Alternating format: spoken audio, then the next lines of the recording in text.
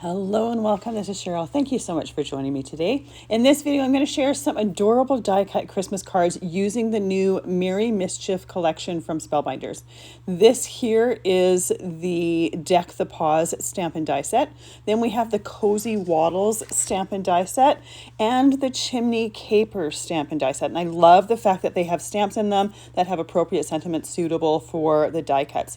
Then we have a background press plate. This is called the Peppermint Twist press plate. Perfect for backgrounds or focal points. I'm going to use that in the card as itself. And then a 3D embossing folder called Season Sparkles. I'm going to start off with using that background press plate. Now, this would be a cute background for some of the different stamp and die sets in this collection. I opted to just make it the focal point and just add a very simple sentiment. I'm using some Hammermill Cardstock. It can be whatever cardstock you like doing ink blending on. And then I put some embossing powder tool on that cardstock and used the VersaMark ink pad to ink up my press plate there. I could put my clear plate onto the base of the BetterPress and ran it through my Platinum 6 machine to press in that image into the cardstock. I'm going to do some heat embossing with some white embossing powder. You could also use clear here because my cardstock is white. If you use clear powder, it would look like it was white. And I am pouring it on over top of some scrap paper, pouring the excess or tapping the excess off, and that goes right back into the container. And I love the fact that with embossing, you don't have waste unless you happen to spill it, which happens every once in a while, but in general, you don't have waste. Then I'm using my heat embossing tool to melt that embossing powder. It's really easy to see when it's melted because it goes from a granular matte finish to a nice glossy finish. A little bit harder to see on camera because it's white on white, but in person it's really easy to see. And you can just tilt it into the light to be able to make sure that everything is heated properly. So this covers the entire background. This is an A2 card that I'm making. I typically make A2 cards. The plate is too small to do an entire 5x7 background. You could do a smaller area in a 5x7 card, but the plate itself is smaller than 5x7. So once I've done my heat embossing, I'm taking my cardstock and I'm trimming it down to 3 3/4 inches by 5 inches. Anytime you're using the BetterPress system, because I use tape to tape my paper down, I don't get the image all the way to those corners, but I count on the fact that I trim it down in order to finish my card. And I make sure that when I'm putting that tape on, I'm being mindful of how much I'm trimming off in order to complete my card. So I want to do some ink blending on my background. I'm starting off with Hickory Smoke Distress ink, which seems like an odd choice, except for the fact that I'm using some interference ink in Cherry Bomb. So this is going to have a beautiful bright red, and where that Hickory Smoke is, it's going to show a little bit more purple.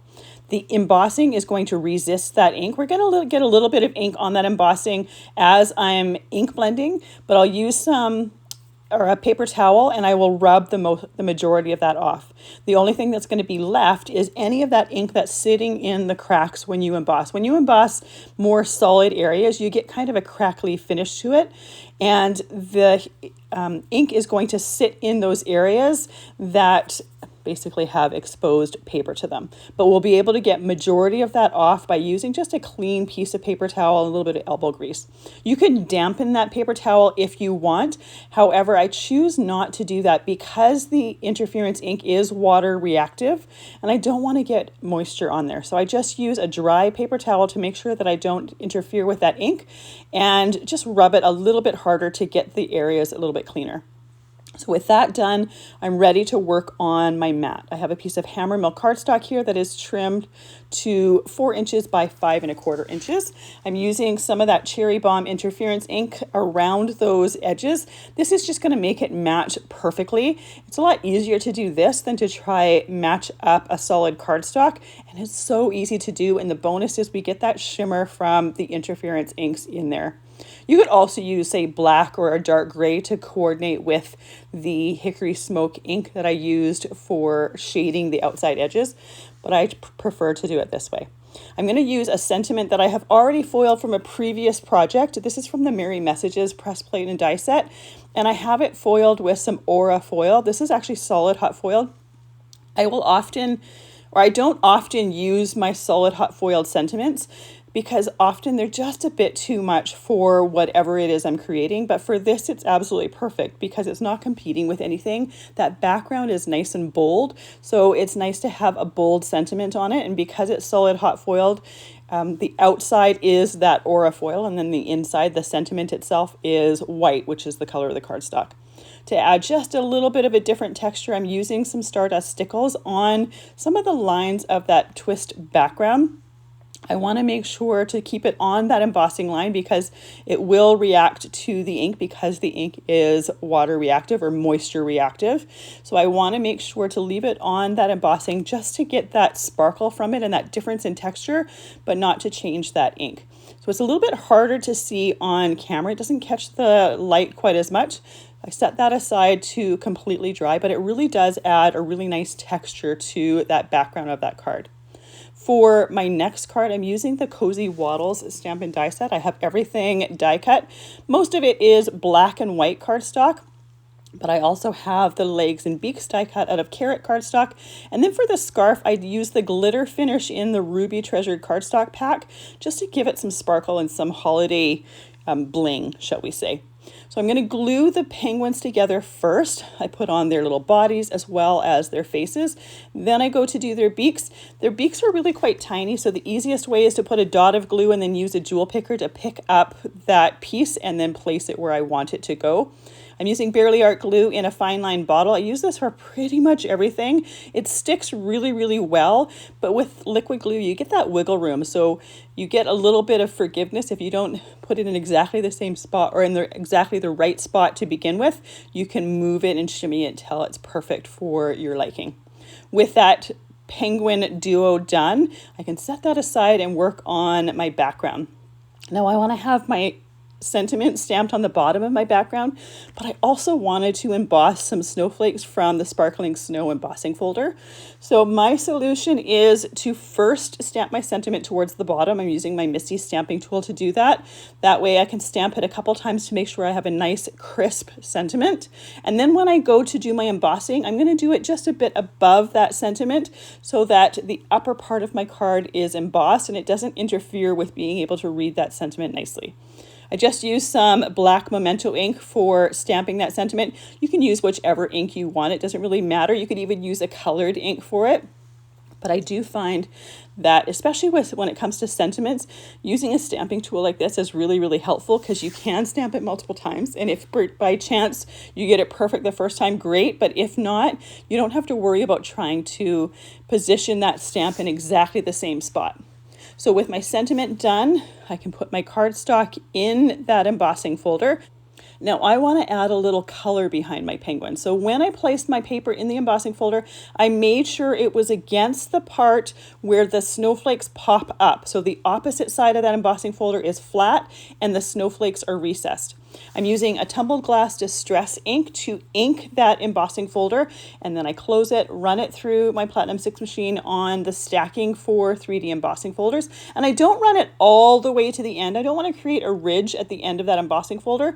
I do it close to the end, and then I wheel or I reverse the turn of my handle to make it turn the other way, just to make sure that I don't have a really harsh line there. There are some straight lines, but the focus of this card is those penguins and then the sentiment. So they're really, in my opinion, not that bad. They're there, but they're not that bad. And I plan on adding some stickles for the top of the hill, for the top of the snow, as well as on the background of the snowflakes, so that adds some extra texture and some extra sparkle as well. Once I have that embossed, I trim that down to 3 3/4 inches by 5 inches, and then I have a black piece of cardstock here that I trimmed to 4 inches by 5 1/4 inches. Anytime I emboss my cardstock, I always trim it down afterwards, unless whatever technique I'm doing makes it impossible. Say I have it die cut in an oval. Well, obviously, if you emboss first and then die cut, you're going to flatten that embossing, so that's not really going to work. But anytime I'm trimming it with a trimmer, I do it afterwards to make sure that my measurements are correct. After assembling my card, I can add the penguins to there, and then I'm adding the stickles. And for the snowflakes, I'm not completely covering them in stickles. Some of them I'm putting little lines on the lines of the snowflakes, some of them little dots. So it's not completely covering all of the white of the snowflakes, just adding a touch of sparkle.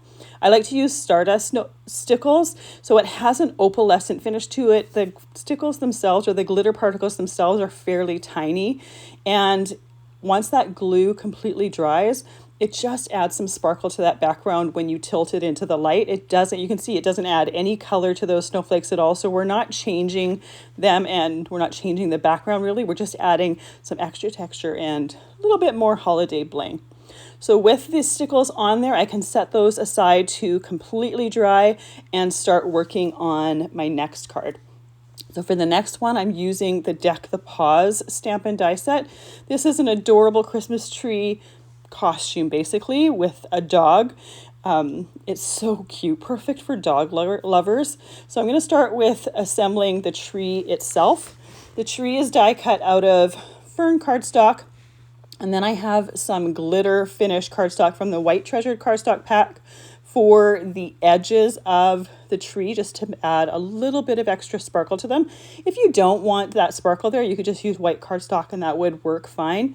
Especially when it comes to holiday cards, I love using metallics or glitter finishes because it just takes those images to the next level. So with the glitter cardstock edges on the tree, I have my acrylic block on there holding it nice and flat while it dries. Then I work on the little dog's head. So there's a little kind of a curved black piece that I'm putting behind the eyes. This little guy has a tongue that sticks out, so I glue that down. And then there's two pieces for his little snout that I have layered together. The star of the tree is die cut from some solid hot foiled Aura foil that I had left over from a previous project. There was a nice large solid area. And anytime I'm doing the solid hot foiling, sometimes I'll use it for the cards that I'm creating. Sometimes I will save it for things like this. That particular background was a star and moon background that was never going to be used on a card, but it had a lot of open space to it, and it made it perfect for using for things like this for die cutting. The last step on here is to glue on the holiday lights. Now there is a die in this die set with little tiny circles to make colored lights if you want. And that's what I'm pointing out there. But I have a plan for creating lights that have a little bit more dimension to them. So I'm setting that aside to completely dry, and then we're going to work on my background. So I'm going to do the same technique for the background for this that I did for the snowflakes. I'm using the Season Sparkles embossing folder. So I use a little bit of Best Ever Craft tape to tape my Hammermill cardstock down. Again, it doesn't matter what cardstock you use, just use your favorite cardstock. I typically use the Hammermill because it's inexpensive. I have it right there and it does a great job for this. I'm using some crushed olive distress ink to ink blend or to ink that background, close it, put it through my die cutting machine to press that pattern in there as well as press that ink in there. And then I repeat the process. Typically I find 3 times is about the sweet spot depending on the look that you're going for. Sometimes if I want that ink to be a little bit more blotchy, I will do a little bit less. If I want it to be a little bit more solid, I'll do a little bit more. Now, the recesses for the ornaments themselves are really, really small. So you can see that I got a little bit of ink on my ornaments while I was doing that background. I don't necessarily mind it because for the look that I'm going for, it's not really going to make a difference. The focal point of this card is that die cut dog tree. So if I get a little bit of ink on those ornaments, it's not that big a deal. If you want to avoid that, you'll probably need to be a little bit slower when you're inking your background. I do it fairly quickly, especially because I just do things quickly. That's just the way that I work. Because this is so, the recesses are really, really tiny, you just get ink in there. So you can easily use a piece of cardstock or paper, a cloth to clean them up if you notice them and you want to clean that up. What I had planned to do was add some gold ink on top of it just to have a little bit of gold on the ornaments themselves, add a little bit of metallic touch to that background, and really it ends up hiding any of the ink that was on those ornaments. I use that same gold pad on my mat. So my mat is trimmed to 4 inches by 5¼ inches. My embossed piece here is trimmed to 3¾ inches by 5 inches. So originally I was going to use some fern cardstock for a frame for this, but once I put it behind the inked piece, it really didn't fit. But I'm not wasting that piece. So what I'm going to do is use it for a mat for my sentiment part, or my sentiment piece for the inside of my card. So typically when I'm stamping on the inside of my card, I will just stamp on the actual card itself. Because I intend to use that fern cardstock piece as a mat, I'm using a separate piece of Hammermill cardstock, putting it in my Misty stamping tool. I picked which sentiment I wanted to go with this, and each one of those sentiment or stamp sets with the die sets has 3 sentiments to them, so there's different choices that you can pick. I stamped it with the same gold ink that I used on the mat and the ornaments on the front of the card, just to tie that in a little bit better. And then cleaned it off with a damp microfiber cloth, and then I can trim it down with my trimmer.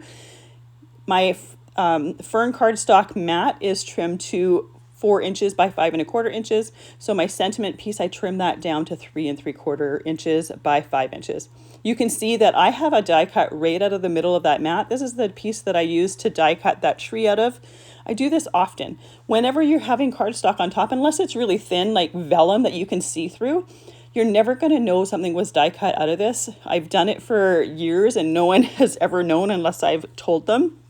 So it's a great way to just extend your cardstock a little bit, especially when it comes to specialty cardstocks. One of the last steps I did here was add some glossy accents to the eyes and the nose, as well as a little bit of slobber on the tongue, just for a fun touch. Now, I mentioned before that I was going to do something to the lights, and I completely forgot to do it until I finished this card here. So I will get to that.